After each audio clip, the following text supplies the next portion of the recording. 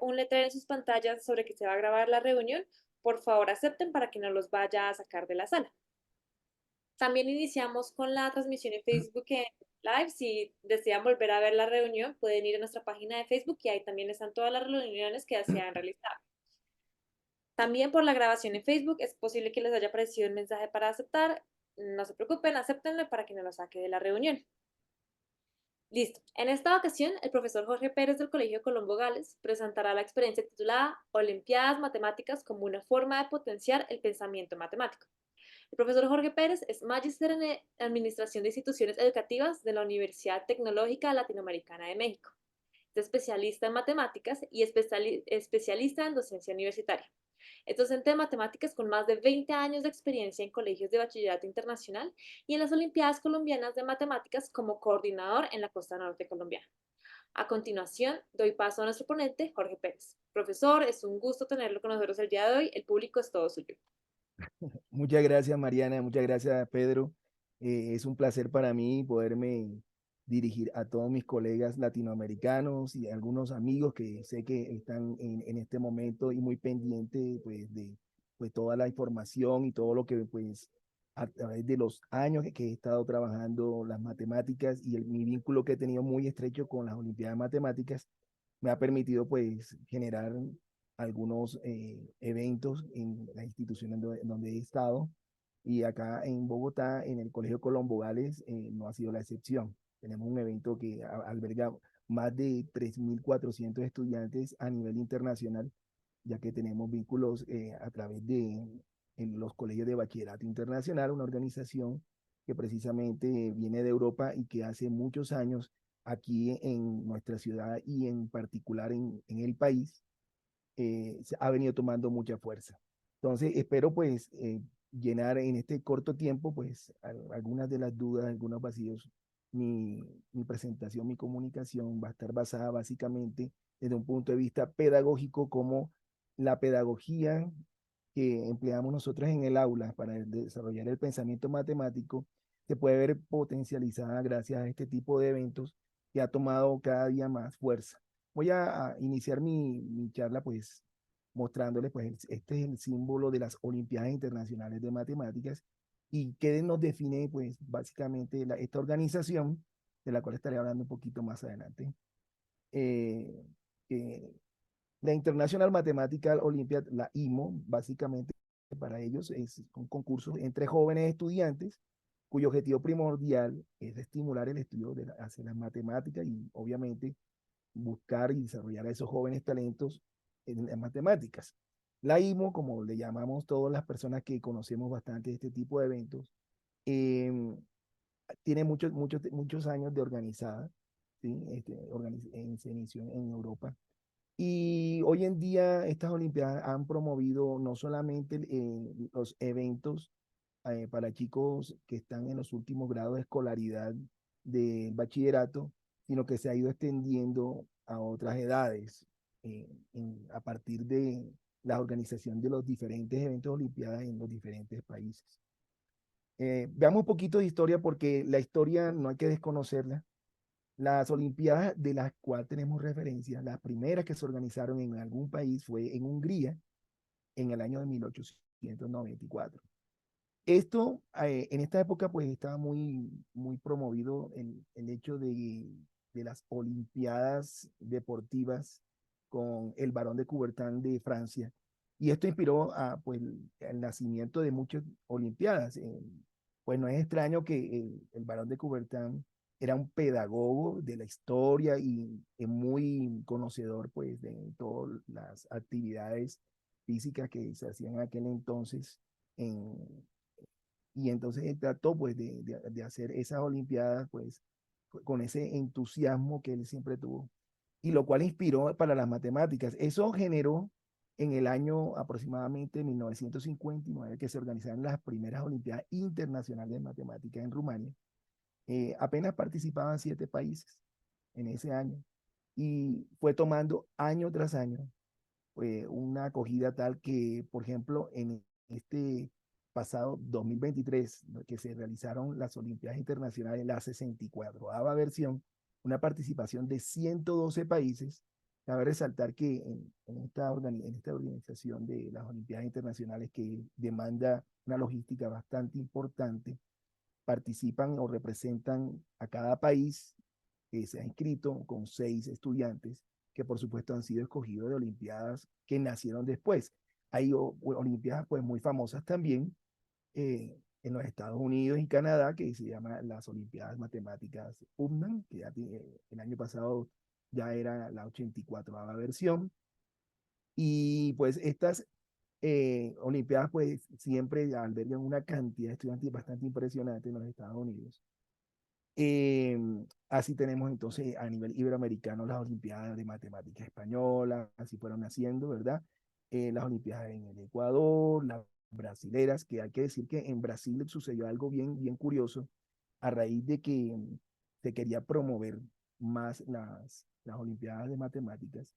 Eh, por allá hace unos 10 años aproximadamente se hizo una reunión en la ciudad de Barranquilla de todos los líderes de las Olimpiadas en el mundo y comentaba Spigban, un profesor matemático extranjero que vive en Brasil, que consiguió abrir olimpiadas matemáticas para las escuelas públicas. Entonces allá se hace olimpiadas para las escuelas públicas y estas olimpiadas brasileñas de matemáticas que son más bien privadas. Pero esto generó pues una participación impresionante de los muchachos en las olimpiadas.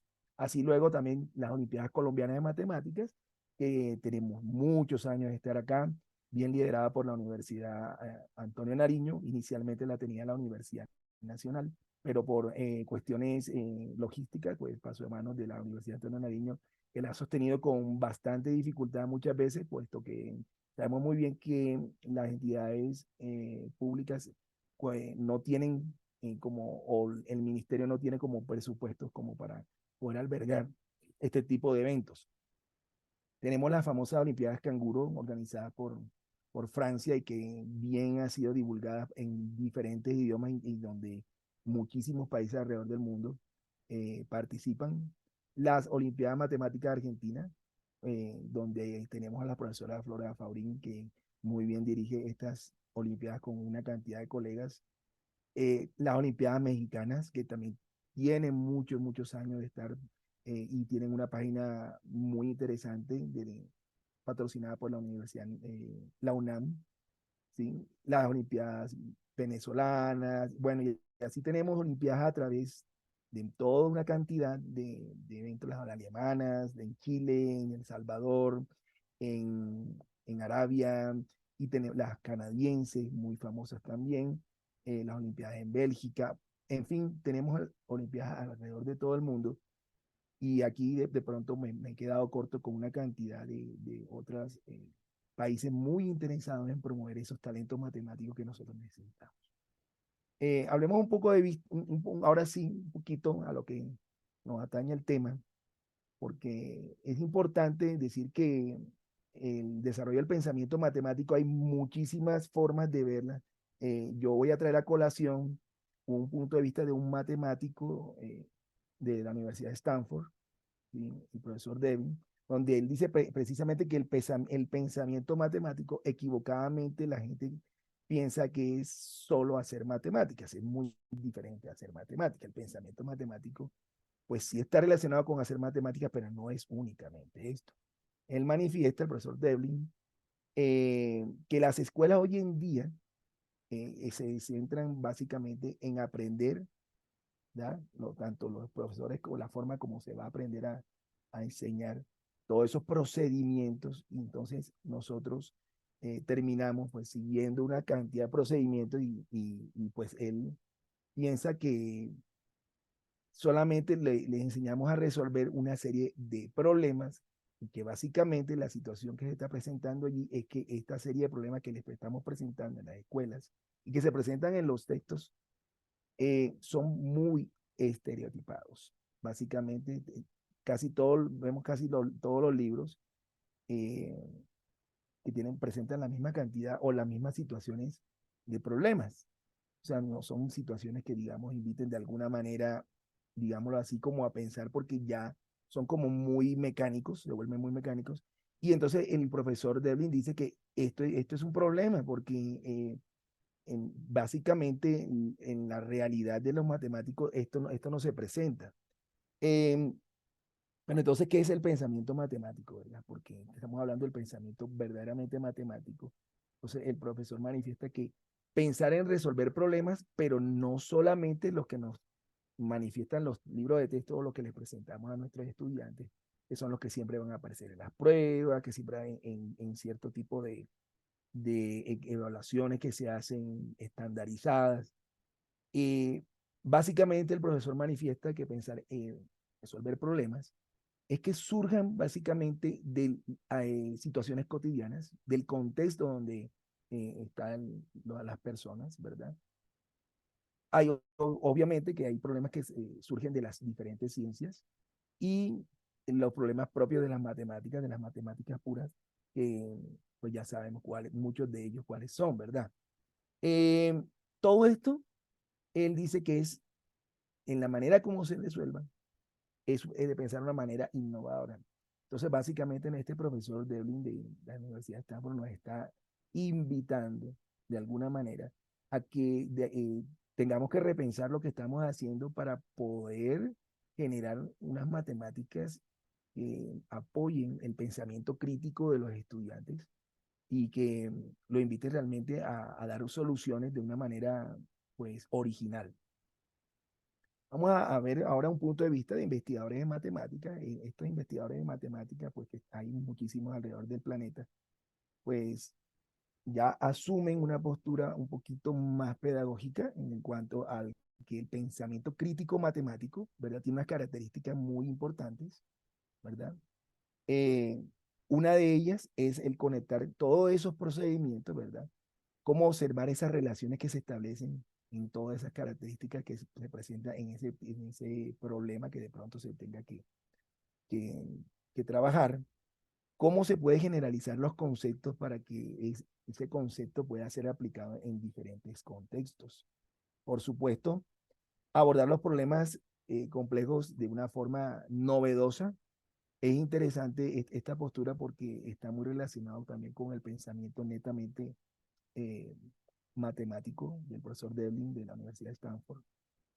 Obviamente el razonamiento, que todos sabemos que es fundamental, ¿verdad? Que ese razonamiento tiene que estar acompañado, por supuesto, de unos fundamentos matemáticos que obligatoriamente deben tener los muchachos y que está relacionado con los conceptos matemáticos.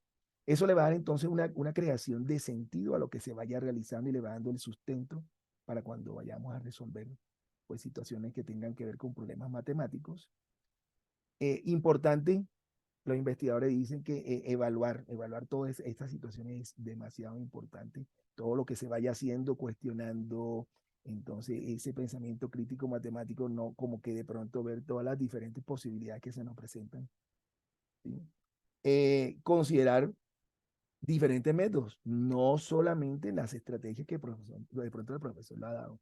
Muchas veces, y lo hemos visto en muchas situaciones en muchas escuelas, en donde si el procedimiento no se resuelve como el maestro lo ha dicho, pues eso genera pues que el muchacho incluso hasta pueda perder una evaluación y no le damos esa posibilidad que nuestros estudiantes nos puedan brindar diferentes otras alternativas. ¿Verdad? Entonces es muy importante, digamos, que dentro del pensamiento crítico matemático se tenga esa flexibilidad con relación a eso. Descripción de las soluciones, yo diría que un poco de reflexión, ¿verdad? Con relación a qué significa esa respuesta y si está dentro de lo coherente, dentro de lo que nosotros esperamos, ¿verdad? O hacer aclaraciones de algunas soluciones y tal vez a partir de allí, entonces plantear algunas ideas que nos permitan pues dar una solución a esto. Estos investigadores en el 2019 plantearon este punto de vista bastante interesante. Quiero mostrarles un punto de vista también de las Olimpiadas Matemáticas Holandesas. En el 2014 ellos publicaron un libro, ¿verdad? En donde manifestaban que para que un chico pudiera resolver problemas en general, incluso los de las Olimpiadas Matemáticas, y tuvieran éxito en la resolución de problemas, eh, importante reconocer patrones. Todos sabemos muy bien que si se reconocen patrones, pues ya es un muy buen inicio para poder digamos, identificar las variables que están en el problema y poder dar inicio a la solución de un problema. Probar, probar y contar sistemáticamente. En este caso también estaba dirigido un poco a las matemáticas escolares, donde los muchachos, eh, el contar sistemáticamente y probar está más íntimamente relacionado con el hecho de que pruebo y voy contando las diferentes posibilidades o los diferentes patrones que se vayan identificando. Entonces, como todas las situaciones que se nos vayan presentando, introducir variables. Entonces, para ello es muy importante introducir variables. En algunos casos, en el libro habla de introducir letras. No se le habla al estudiante de variable porque puede ser como una palabra que de pronto no es tan familiar para los chicos. El cortar y pegar, el hecho de la manipulación en las edades escolares es fundamental, porque con la manipulación de cortar, pegar, pues permite estimular partes del cerebro, como lo dicen los neurólogos hoy en día, los neurocientíficos, juega un papel importante para desarrollar pues, ciertas conexiones neuronales que se requieren para la actividad matemática o de resolución de problemas en general. El miedo a probar las cosas, los chicos a veces no lo hacen porque le da temor, el que de pronto voy a estar equivocado, me van a cuestionar. Entonces, atreverse a probar, que yo creo que va íntimamente ligado con la forma como nosotros los maestros podamos eh, darle la confianza al estudiante a que se equivoque, que tiene derecho a equivocarse, pero que también busque otras alternativas y pruebe. Se equivocó y pruebe los diferentes caminos que de pronto pueda presentarse. Combinar ecuaciones convenientemente, ya esto a otro nivel, como de alguna manera pues, se pueden jugar con todas las fórmulas, ecuaciones que de pronto el muchacho tengan como herramientas para dar solución, un razonamiento lógico, un razonamiento coherente, ¿verdad? Hacer magia con el álgebra. Cuando dicen hacer magia con el álgebra, es que de alguna manera dominen ciertas o tengan desarrolladas ciertas habilidades algebraicas que le permitan al estudiante pues dar respuesta en algunas situaciones. Por supuesto, el álgebra no necesariamente tiene que utilizarse en olimpiadas. Eh, Creo que aquí hay varios profesores que han hecho bastante entrenamiento con relación a eso. La teoría de números juega un papel importante, ¿verdad? La geometría, el álgebra misma, pues la combinatoria, que son de los temas más recurrentes en las Olimpiadas Matemáticas. La semejanza, el comparar, el poder tener esa posibilidad de pronto de establecer esas comparaciones o situaciones parecidas para poder llegar a una respuesta. Y por supuesto, cambiar de mirada, que es básicamente darle otro enfoque, otro punto de vista para poder llegar a una solución. Si analizamos un poquito los tres puntos de vista que he tomado, pues hay muchísimos más, pero en todos hay ciertos patrones que se ven y para el desarrollo del pensamiento matemático y que si los unimos todos, pues creo que muchas de las actividades que aparecen aquí las hacemos en el aula, las hacemos en el aula. Entonces, pues pasemos a otras ideas. Básicamente, ¿qué haríamos en el aula entonces nosotros para poder resumir todo esto? Esto lo he adaptado de un escrito de un profesor de los Estados Unidos en una investigación que se hizo por más de 10 años con cerca de 400 maestros y se estuvo analizando qué era lo que estaba dando resultados, ¿verdad? Para desarrollar el pensamiento matemático. Entonces, el tipo de tareas es fundamental, no esas tareas rutinarias, tareas que no sean curriculares, tareas que inviten a pensar, que sean atractivas. Pues las tareas, digamos, de esas que ponemos los 20, 50 ejercicios del texto y los resuelve para mañana, eh, digamos que no son tan atractivas. Eso en la investigación del profesor, que ahorita lo vamos a mencionar. La forma como vamos a asignar las tareas. Se sugiere que estas tareas se realicen en el aula de clase, que sean instrucciones verbales con imágenes proyectadas. Funciona mejor muchas veces que establecer de pronto esas tareas por escrito. Obviamente, para desarrollar el pensamiento no quiere decir que podemos descartar, pues obviamente las tareas que nosotros asignamos, que también pueden ser escritas, pero con imágenes atractivas. Eh, Este profesor invita a un trabajo que es en muchos colegios de bachillerato internacional estamos promoviendo, que es el trabajo colaborativo y el trabajo cooperativo, que hay diferencias en ellas, pero es importante entonces en el aula que haya una interacción entre los estudiantes. Y estos grupos que vamos a formar en el aula, que sean aleatorios, que no sean aquellos amigos de siempre que se reúnen, no, y tal vez podremos utilizar unas herramientas que tenemos en Internet para formar esos grupos. El espacio de trabajo que tiene que ser cómodo, donde los grupos estén separados y donde tengan unas superficies verticales donde allí puedan pegar unas carteleras, pueden pegar unos folletos, puedan, incluso si de pronto se tiene algún tablero donde se pueda escribir, que esto funciona mucho. ¿Por qué? Porque se hace visible para todo el público y de alguna manera eso es importante. Por lo tanto, la organización del salón debe ser bastante diferente cuando estamos en este tipo de actividades, ¿verdad? Una configuración aleatoria, lejos de las paredes, y es importante cómo respondemos las preguntas a los estudiantes.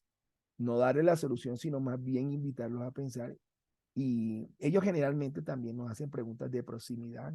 El profesor está bien, profesor, lo que estoy haciendo es el resultado que se esperaba. O de pronto hacen preguntas que se les ocurren de pronto de la situación misma. Y obviamente preguntas que le quedan a ellos como para seguir pensando. Nosotros tenemos que estar muy pendientes de esto porque las preguntas de proximidad, dice el maestro en esta investigación, no deben ser respondidas, sino deben ser más que todo invitarlos a pensar o darle otras, ¿por qué no lo podrías mirar desde este otro punto de vista? ¿O por qué no utilizas esta herramienta? ¿Cómo usarla entonces las sugerencias y las extensiones? Pues el profesor acá manifiesta que eh, siempre tenemos que buscar un momento oportuno, ¿verdad? Para buscar ese equilibrio en cuanto al el desafío que plantea la tarea y las habilidades que estamos deseando que nuestros estudiantes desarrollen. La autonomía del estudiante es fundamental. Si no hay autonomía del estudiante, el profesor manifiesta que entonces puede presentarse un problema. Por lo tanto, la interacción con otro grupo es fundamental. ¿Cuándo y cómo nivelar la clase? Bueno, la clase se nivela, ¿verdad? Cuando hay un umbral mínimo. Entonces se habla de nivelar cuando hay un umbral mínimo, cuando vemos que cada uno de los grupos ha alcanzado pues cierto grado de resolución en la situación que se le ha planteado. Y entonces, obviamente, deben haber unas notas de los estudiantes que inviten a la reflexión, que precisamente se ubican en esas partes del salón como lo habíamos dispuesto, como se había manifestado. Hay unas preguntas, obviamente, de práctica, ¿verdad? Se pueden asignar 4 o 6 preguntas para verificar si los muchachos han estado comprendiendo el problema. Y eso viene de parte de nosotros los maestros. Y entonces hablamos de la evaluación formativa, la cual siempre hay problemas con eso, porque yo siento que muchos de mis compañeros, incluso yo mismo cuando pasé por esto, de la evaluación formativa, es que básicamente eh, informar a los estudiantes cómo van, por dónde van y hacia dónde va lo que ellos están aprendiendo.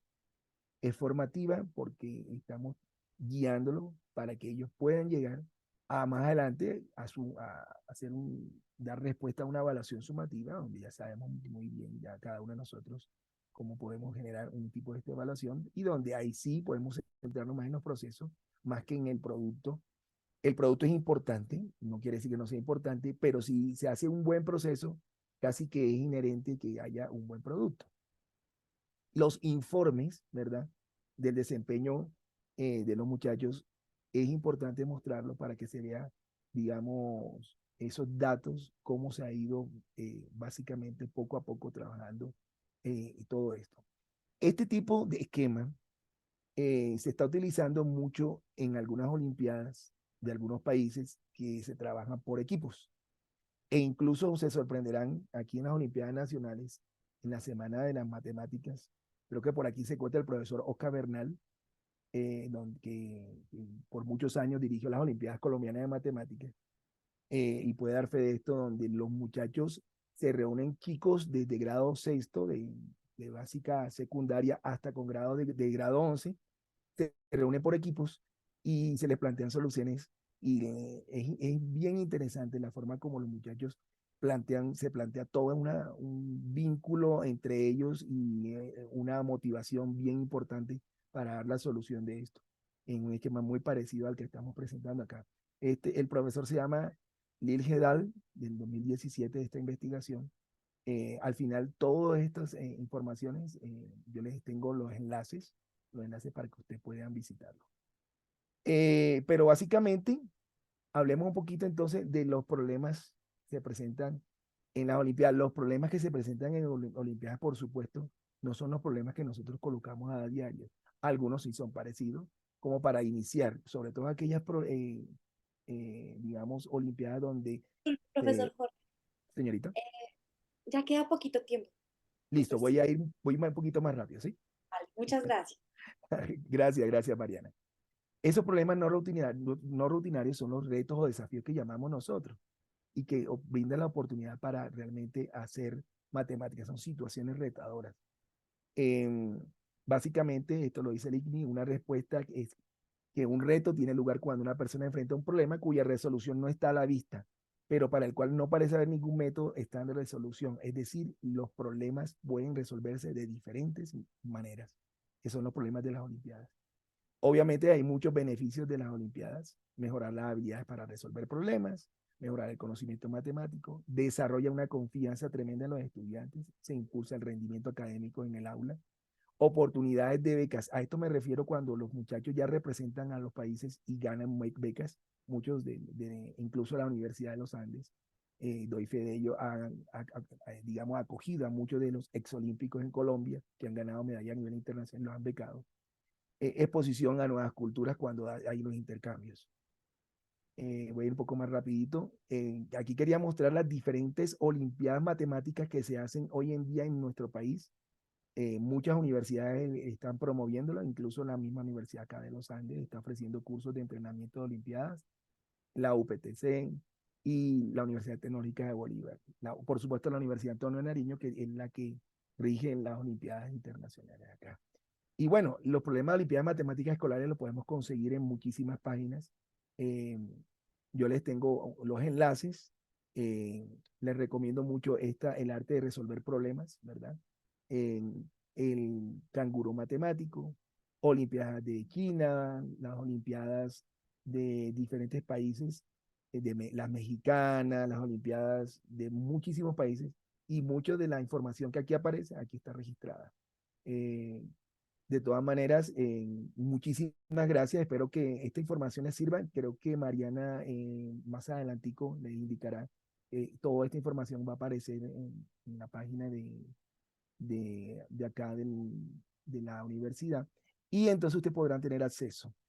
Eh, Muchísimas gracias de todas maneras por su atención y espero pues haber con este corto tiempo haber podido sembrar un poquito la motivación en ustedes para que puedan participar de diferentes eventos de Olimpiadas que nos ofrece el país. Muchísimas gracias, Mariana. Muchísimas gracias, Pedro. Muchísimas gracias, profesor Jorge, y felicitaciones por la alta participación el día de hoy. Como mencionaba el profesor al final, estos enlaces van a estar disponibles en nuestra página a partir de esta noche o el día de mañana en la mañana para que puedan acceder no solo a los enlaces, sino a todas las diapositivas. También podrán encontrarlas en el repositorio Funes. Y la grabación estará tanto en Facebook como en YouTube a partir del día de mañana. Entonces, vamos a abrir oficialmente el espacio de preguntas. Si alguno de ustedes tiene alguna, por favor, escríbanla en el chat. Y mientras reunimos algunas preguntas, profesor Pérez, de casualidad, ¿tiene algo que le gustaría mostrarnos? De pronto alguna página o proyecto, algo mientras acumulamos preguntitas. Sí, déjame, y aquí precisamente déjame termino acá de hacer la presentación y ya les comparto. Eh, ya aquí voy a compartirles. Hay muchas páginas, como digo, hay muchísimas páginas, pero voy a empezar mostrando las Olimpiadas Mexicanas de Matemáticas, que tienen muchas revistas, ejercicios de práctica, Olimpiadas Mexicanas de Matemáticas. La Olimpiada Mexicana de Matemáticas nos ofrece una cantidad impresionante de material, impresionante, gratuitos, de muchos años, de diferentes niveles. Entonces aquí podemos encontrar, por ejemplo, los folletos de los problemas, ¿verdad? Miren toda la cantidad de folletos que tienen.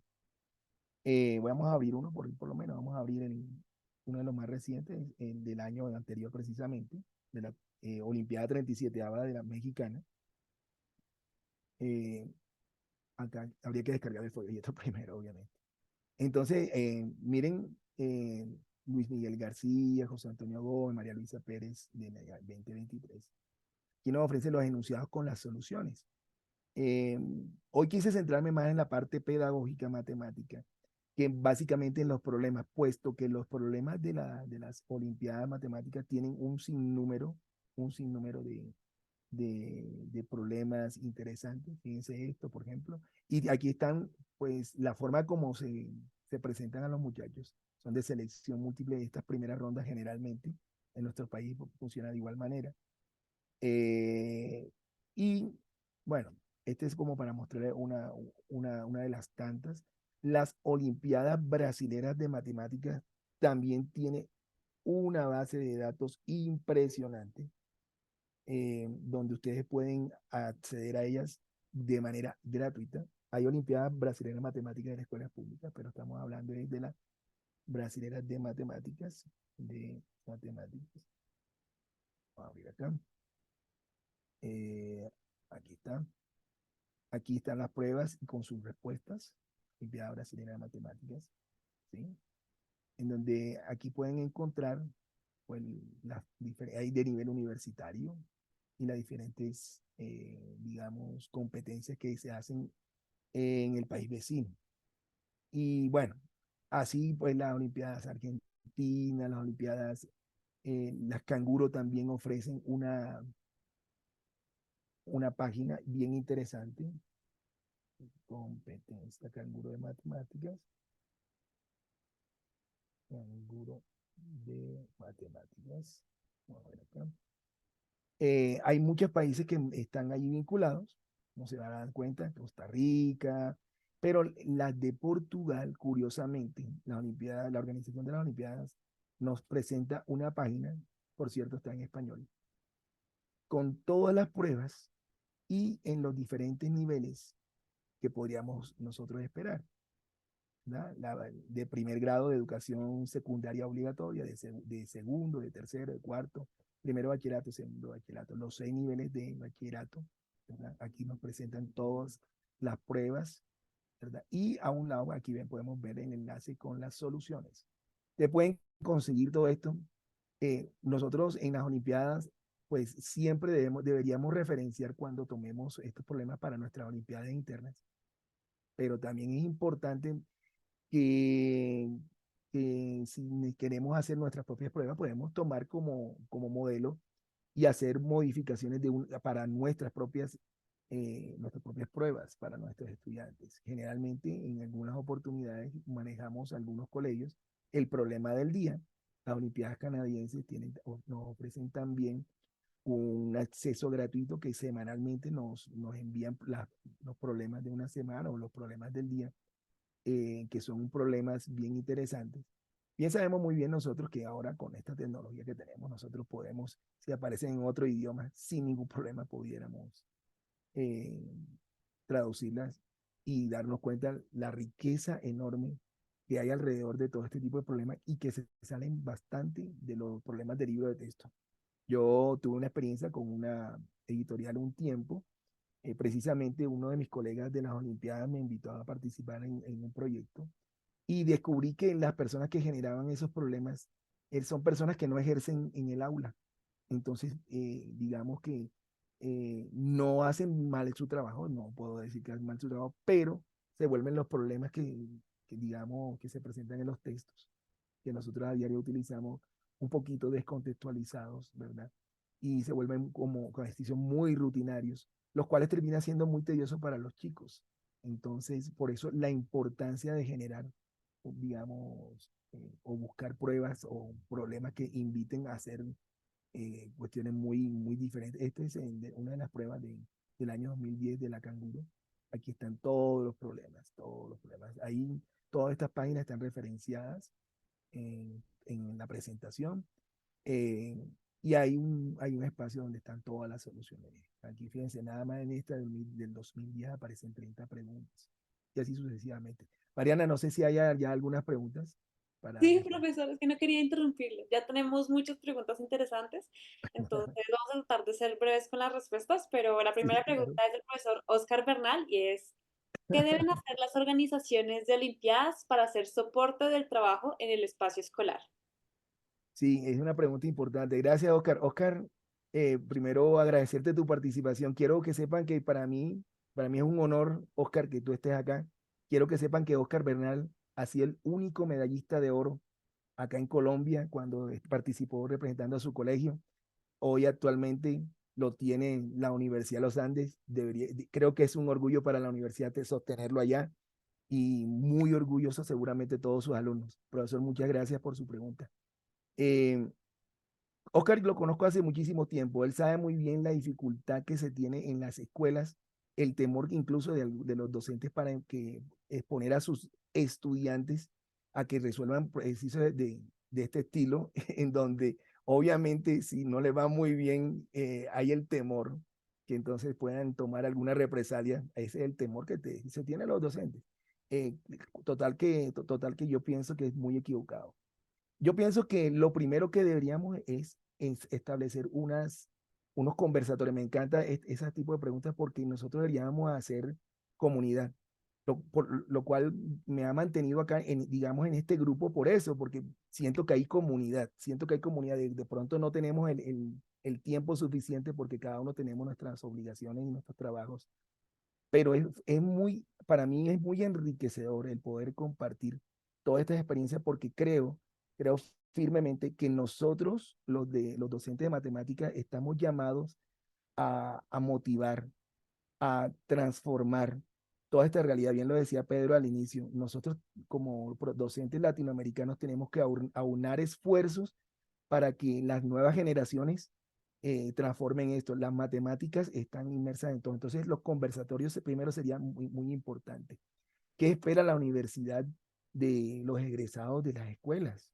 ¿Cuál es la preparación? Que sepan qué estamos haciendo también en la parte de las escuelas para que precisamente en la universidad haya un enganche, una forma de acceder a la universidad sin tantos problemas y la deserción escolar, la deserción universitaria se reduzca. Me sorprende hoy en día la cantidad de personas en cuanto al estudio de las matemáticas que ha disminuido en todo el planeta y entonces se están requiriendo muchísimos matemáticos. Entonces, el hacer eso sería muy importante, Oscar, que pudiéramos tener esos conversatorios. Estamos pendientes, Oscar, con unas conversaciones que ya habíamos hablado fuera de micrófonos, digámoslo de esa manera, pero necesitamos aunar esfuerzos y sobre todo con aquellos profesores que de alguna manera nos apasiona este tipo de enfoques en nuestra aula. Estamos llamados a hacerlo, tenemos que hacerlo porque es nuestra obligación y pues creo que es nuestra misión, independientemente de la escuela donde tengamos, el potenciar el desarrollo del pensamiento matemático. Muchas gracias, profesor Jorge. Aquí también tenemos otra pregunta interesante y pues más como por su experiencia de trabajo, la pregunta es si de casualidad sabe cómo se desarrolla el pensamiento matemático a través de olimpiadas para estudiantes con algún tipo de discapacidad, como el TEA o sordo ceguera, o si existen barreras para la participación. ¿Tiene algún conocimiento como en este campo entre la relación entre olimpiadas matemáticas y estas capacidades diferentes de los estudiantes? Créeme, Mariana, que es linda esa pregunta. Me encanta esa pregunta porque precisamente en nuestro país y en todo el planeta estamos hablando de inclusión en el aula. Y la inclusión deberíamos trabajar más en esto de poder generar las pruebas para estos chicos. Yo tengo en una clase de grado décimo un estudiante con Asperger y o sea, ¿quién quisiera tener un estudiante como ese? Un estudiante que es un interés tremendo hacia las matemáticas y con unas ideas que uno pensaría que con la dificultad que tiene el muchacho no pudiera hacer y da una respuesta que me ha sorprendido muchísimas veces. Creo que estamos en mora, los docentes de matemáticas y en general todos los docentes de las diferentes áreas, en poder estudiar estas situaciones y dar una solución para que ellos lo podamos incluir. Creo que muchas veces estamos sesgados porque pensamos que todos nuestros estudiantes tienen que resolver los problemas y todos los estudiantes deben resolver las cosas como normalmente esperamos, pero hay que tener en cuenta el componente emocional. Nuestros estudiantes tienen muchísimas dificultades y lo pueden, aquí muchísimos docentes que estamos acá sabemos muy bien lo que ha sucedido después de la pandemia. Esto ha sido un reto tremendo, un desafío para nosotros los maestros, la forma como tenemos que abordar nuevamente todo esto del tema de la enseñanza de las matemáticas. Y por eso las Olimpiadas, pues en mi caso, a mí me ha funcionado por la motivación que yo siembro en muchísimos de los estudiantes, incluso aquellos que en algún momento no tenían ni idea que podían tener cierta capacidad o ciertas habilidades para resolver problemas. Entonces, sí, hay muy poco sobre esto, pero sí creo que estamos llamados a hacer, hay mucho por hacer, pienso yo. Muchísimas gracias. Mauricio nos pregunta, para iniciar las Olimpiadas en Matemáticas en mi institución, ¿sería favorable iniciar con problemas sencillos? ¿Es necesario incluir todos los pensamientos matemáticos? Y extiendo la pregunta, ¿hay como algunos consejos en los que puedo ir incluyendo a mis estudiantes en este tipo de ejercicios? Al profesor, gracias por la pregunta. Es una pregunta importantísima. Nosotros tenemos que empezar con problemas, primero, sencillos. No podemos, obviamente, si a usted le pone un problema muy difícil, muy seguramente usted baja la guardia y dice, yo no voy con esto. Pero si ponemos problemas donde inviten a pensar, por ejemplo, en el caso de los chicos de grado sexto, séptimo, empezar con problemas numéricos, de pensamiento numérico, que podrían ser bien interesantes y podrían ser incluso como una herramienta para poner en práctica las tablas de multiplicar y las sumas. Es decir, consígame dos números que sumados, por ejemplo, den 8 y multiplicado de 12. Cosas como esas. Te va a sorprender que hay chicos que de pronto, que en la clase casi nunca participan, cómo comienzan a entender las cosas. Problemas con el tangram para la geometría. Entonces, ¿cómo podíamos reorganizar las fichas del tangram para que me genere una figura determinada? Y así hay muchísimos problemas que puedes encontrar en las Olimpiadas y no, pero y también hay textos que ya vienen, incluyen algunos de estas situaciones. Entonces sería importante que lo tuviéramos en cuenta. Y profesor, hay que empezar con problemas sencillos, pero hay que empezar y hay que creer también que nuestros estudiantes los pueden hacer y darles siempre una espera. Deje lo que piense, deje lo que incluso interactúen con otros, como lo manifestábamos aquí en la ponencia, porque es importante en la interacción. Nosotros pensamos que los matemáticos son aquellas personas que están encerradas y solamente pensando en cómo resolver las cosas, que no es alejano de la realidad. Pero las matemáticas cuando comienzan a divulgarse y cuando comienzan a cuestionarse por otros matemáticos o otros pares, entonces comienzan a tener más sentido porque entonces comienzan a darse más forma y así es como se ha venido construyendo la matemática alrededor del planeta. Si bien sabemos, por ejemplo, muchísimas cosas que hemos estudiado hoy en día se ha descubierto que ya se conocían mucho más antiguos. Por ejemplo, el teorema de Pitágoras. El teorema de Pitágoras se vuelve famoso en nuestros tiempos, pero antiguamente, 2000 años antes, ya se conocía en Mesopotamia el teorema de Pitágoras y en China, mucho antes. Entonces, eh, no podemos desconocer que la interacción es fundamental. El comercio en ese entonces era fundamental y todos esos conocimientos se fueron trasladando y trasladando, que ha sido un constructo, no de una persona, ha sido el constructo de muchísimas personas y de muchísimas civilizaciones. Entonces, tenemos que hacer lo que ellos también, porque eso ha funcionado. Eso ha funcionado a través de la historia. Entonces, creo que es fundamental eso. Muchas gracias, profesor. Eh, Hemos visto que este tipo de espacios puede generar como cierta competencia o rivalidad entre estudiantes. Darío pregunta en el chat, ¿hasta qué punto entrenar a estudiantes en Olimpiadas puede derivar en una baja capacidad de tener trabajo colaborativo por parte de los estudiantes? ¿Y cómo aconseja contrarrestar esto? Sí, esa pregunta yo he cuestionado muchas veces las Olimpiadas y precisamente me pasó algo muy curioso el año pasado en las Olimpiadas que nosotros organizamos en mi colegio. Nosotros tenemos de estudiantes aproximadamente de 6 países. Y entonces, en el interior del departamento de matemáticas se generó, eh, no un debate, pero sí, ¿por qué no premiamos al primer lugar, al segundo y al tercero? Y yo le dije, no se debe premiar así, porque precisamente lo que estamos premiando son las habilidades. A nivel mundial, en la International Mathematical Olympiad, si me permites un momentico, creo que me estoy extendiendo más del tiempo, pero creo que es muy importante esa pregunta. Me encanta que la hayan hecho, porque precisamente no se trata de generar, eh, digamos, la competencia que yo soy el mejor y mejor que tú, ni estas cosas, que no es sano en las relaciones sociales, que no es sano incluso para el ganador, porque va a pensar que él siempre va a resolver todo, que todos sabemos que no todos no lo sabemos, ni siquiera los maestros de matemáticas, y con todo el respeto a mis colegas, no nos las sabemos todas, no nos las sabemos todas, y mucho menos tampoco las personas que resuelven cierto tipo de problemas. Quiero mostrar un poquito aquí acerca de los resultados de la Olimpiada Internacional de Matemáticas, ¿verdad? Por ejemplo, quiero que vean estos son los puestos que ocuparon los diferentes países. Está Albania, bueno, todos los países. Por aquí está nuestro país, Colombia, por aquí está, ¿verdad?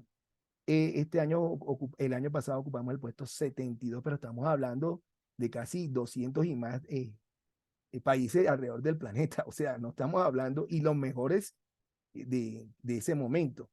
Ni me digan qué país es este, o sea, CHN, y miren los lugares que siempre ha obtenido. De esto podríamos hablar muchísimo más de China, que curiosamente tiene los primeros lugares hace muchísimo tiempo, y cuando los desbancan, pues, este año, por ejemplo, ¿qué año fue este fue bueno, en el 2019 lo desbancaron, que pasó a tercero o segundo. Eso fue terrible para los chinos, ¿entiendes? Pero a lo que me iba a referir era lo siguiente: se escogen, digamos, la suma, se escoge la suma de los 6 participantes para decidir, hombre, sacó tantos puntajes, pero además la cantidad de medallas que hayan sacado. Por ejemplo, China en este caso, ¿verdad? Obtuvo obviamente 6 medallas de oro, y hay un histórico, ¿verdad? O por lo menos cuántas medallas de oro aproximadamente se sacaron, por ejemplo, con un puntaje perfecto, el puntaje perfecto de 42 puntos, o sea, 7 puntos por los 6 problemas que resuelven 3 días un problema, un día resuelven 3 problemas, al otro día 3 problemas, y eso lo evalúan, se modera, o sea, se evalúa, las delegaciones se reúnen y comienzan a evaluar cada una de las pruebas para decidir los puntajes. Obviamente hay unas rúbricas que se establecen para decidir qué puntaje se le da. Y bueno, por ejemplo, este estudiante obtuvo un puntaje de 35, ¿verdad? 35, pero le dio para una medalla de oro, porque las medallas de oro se daban entre 32 puntos y 42. Las medallas de plata, estos que están acá, entre 25 y 31. Fíjense que no es que el primer lugar sacó 42 y ese solamente fue el primer lugar, ¿entiendes? Por rangos, por intervalos desiertos, o sea, aproximadamente, y no sé si Oscar me podría corroborar esto varía un poquito en cada Olimpiada Internacional, pero se hace más o menos una relación 1, 2, 3 del 50% del puntaje, dependiendo cuál es el puntaje de cada uno, para establecer los ganadores. Estos que están en fucsia son mención de honor porque tuvieron siquiera un problema bien resuelto, bien resuelto. Entonces se premian muchas cosas. Entonces, esto que está aquí, pues no podemos decir que hubo un estudio, por ejemplo, estos 2 estudiantes de China, perfectos, pero fíjense que todos los demás sacaron medalla de oro. La invitación es que este tipo de olimpiadas tiene que seguir evaluándose de esa manera en nuestra escuela, y no promover como que el primer lugar y este es el mejor o este es el peor. Porque de pronto en ese tipo de pruebas le fue bien a uno, pero de pronto en otro tipo de pruebas no le va tan bien y le va mejor a otro. Entonces no podemos promover eso. Yo invitaría, y es algo que vamos a seguir trabajando, a ver si lo logramos hacer pronto, olimpiadas donde trabajen en equipo, como se está trabajando en el planeta. Se trabaja en los grupos de investigación, así como estamos haciendo nosotros, donde cada uno aporta, ¿verdad? y ese aporte de cada uno nos enriquece a cada uno de nosotros. Yo aporto lo que he ido aprendiendo en muchísimos años, lo cual agradezco mucho a la vida y mi misión es esa, o sea, yo tengo muy claro que lo que quiero es seguir enseñando. Y yo podía haber estudiado ingeniería y pude haber terminado la ingeniería mecánica y pude haber hecho muchos estudios. Pero esto es lo que me apasiona, me apasiona enseñar, que los muchachos puedan tener otra mirada de las matemáticas y no solamente pues aprender pues el teorema de Pitágoras y aprenderlo a utilizar en un triángulo rectángulo o a utilizar las identidades trigonométricas, saber graficar funciones. O sea, a lo que me refiero, compañero, es que la invitación es enseñarles a pensar realmente y no generar tanto esa competitividad que para mí no creo que sea tan sana y creo que el muy buen ejemplo son estos resultados de las Olimpiadas Internacionales de Matemáticas y lo podemos ver incluso aquí. Veamos los resultados de Colombia, ¿verdad? Aquí hubo una medalla, dos medallas de bronce y tres menciones honoríficas. ¿Ya? Este muchacho, por ejemplo, Lorenzo Sarria, cuando lo iniciamos aquí en las Olimpiadas, que yo lo entrené, eh, digamos, él estaba ahí siempre, siempre, digamos, no fue el primero, pero ha luchado tanto y ha trabajado tanto que hoy tiene una medalla de bronce. O tener una medalla de bronce es valiosísimo para él, para su vida, para su familia, para el colegio mismo donde él nació. Bueno, no, me estoy extendiendo, qué Profesor, pena. es muy interesante la respuesta a esta pregunta, pero lamentablemente ya se nos ha agotado el tiempo para la sesión de Sí, preguntas. sí, sí, sí. Aún quedaron otras preguntas por responder e invito a todas aquellas personas que tengan alguna duda para el profesor Jorge a escribirle a su correo para que él pueda preguntarles y de pronto desarrollar un poquito más su respuesta. Profesor Jorge, le invito a colocar por favor su correo en el chat para que quien quiera comunicarse con usted, recibir un poquito más de material, etcétera, pueda hacerlo con facilidad. Para aquellos que preguntan sobre material que el profesor Jorge compartió durante su presentación, ese material está disponible en la presentación que pondremos en el sitio web y en el repositorio. Si se trata sobre algo que durante la charla, también estará disponible el video a partir de mañana en nuestro canal de YouTube y también en la página web. Si se trata de algún material que el profesor no compartió durante su charla, sino durante la respuesta a alguna pregunta, les pedimos que por favor o encuentren el link mirando la grabación o que le escriban por favor al profesor Jorge a su correo. Por otro lado, les agradecemos muchísimo haber venido el día de hoy. Le agradecemos mucho, profesor Jorge. Claramente ha sido un tema muy interesante para los participantes. Tuvimos muchas preguntas y mucha participación. Entonces, agradecemos mucho que haya venido el día de hoy. Profesor Pedro, ¿le gustaría decir algo?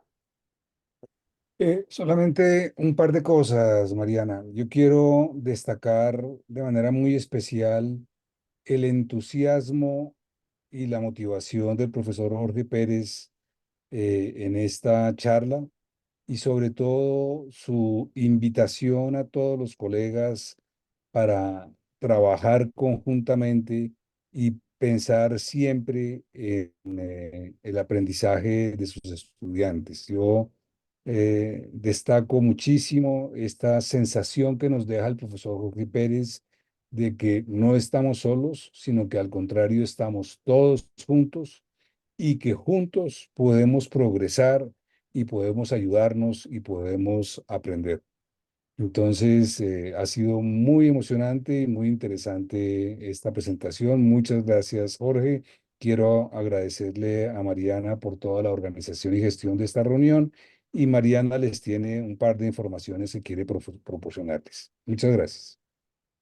Gracias, profesor Pedro. Entonces, recuerden que estos espacios son para que todos como colegas podamos compartir nuestras experiencias, investigaciones, trabajos en la aula, etcétera. Entonces, invitamos a todos aquellos que quieran compartir algo con la comunidad a participar como ponentes. ¿Cómo podemos participar como ponentes? En la página de nuestro sitio web que voy a compartirles en este momento, hay un formulario. Simplemente tienen que enviar el título de su presentación y un resumen de lo que va a tratar la charla. Nosotros lo sometemos a aprobación o no, les damos algunos consejos y luego podrán presentar esa presentación al resto de la comunidad educativa de educación matemática. Entonces voy a compartirles el enlace. Entonces, este es el enlace de nuestras reuniones virtuales. Aquí podrán ver las reuniones virtuales que van a ser, que vamos a tener pronto y también pueden en la parte de abajo postularse para hacer ponentes en este año. Entonces los invitamos, de verdad es una experiencia muy chévere y como pueden ver hay mucha participación y podemos aprender mucho todos juntos. ¿Hay algo más para agregar, profesor Pedro? ¿Les quieres mostrar la página o no? Es que siempre lo haces tú. Pensé que querías hacerlo. Espérate un segundo. Espérate un segundo. A ver si puedo rápidamente. Lo que les está contando María. A ver, perdón un segundo, que yo tenía aquí, no estaba preparado para esto. Entonces, un segundo, ustedes van a nuestro sitio web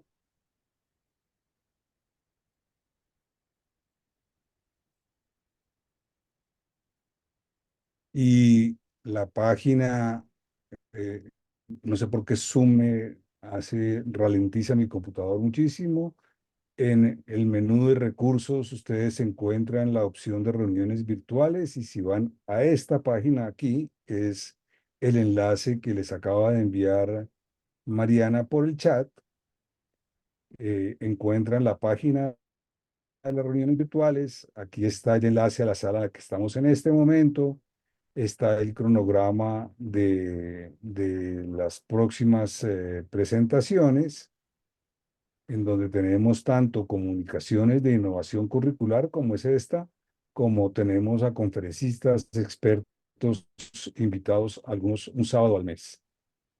Y más abajito, esto es lo que les estaba diciendo Mariana. Si ustedes leen este texto, lo que les está diciendo es, si tienes algo que quieras compartir con los colegas, puedes postularte y para postularse basta ir a pulsar aquí en este formulario de postulación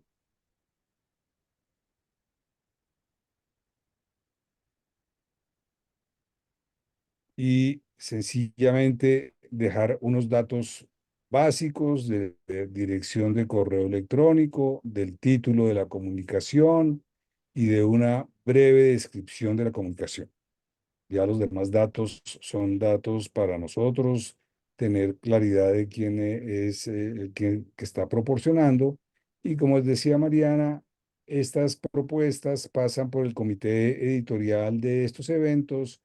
En la mayoría de los casos se aceptan, en algunos casos sugerimos cambios, en otros casos no vemos que tengan cabida, pero no se pierde nada haciendo la propuesta y ojalá presentando una comunicación.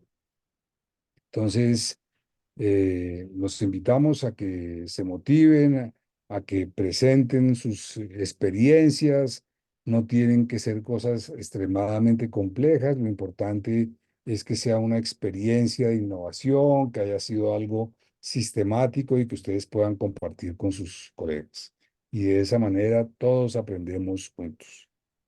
Pues eso es, queridos colegas latinoamericanos y colombianos, nos da mucho gusto tenerlos hoy aquí en nuestra primera reunión del 2024 y como les decía, este año les vamos a tener muchas sorpresas y vamos a seguir aprendiendo y progresando juntos. Muchas gracias, profesor Jorge, por esta presentación tan estimulante. Y gracias, María. Muchas Muchas gracias a gracias. usted. Muchas gracias, Mariana, también. Una última cosa para aquellos que pronto son nuevos y preguntan por la constancia de asistencia. La constancia de asistencia se otorga con la información que ustedes dieron al momento de ingresar y llenar el formulario. Entonces, si ingresaron por el enlace, llenaron el formulario con su nombre y datos, se les entregará la constancia de asistencia si cumplen con el tiempo requerido. Muchísimas gracias por habernos acompañado el día de hoy. De verdad fue un verdadero placer poder estar con ustedes y ver la presentación y escuchar sus preguntas. Nos vemos dentro de 15 días con la siguiente presentación, o sea, con la siguiente reunión virtual. Muchas gracias. Hasta luego. Hasta luego.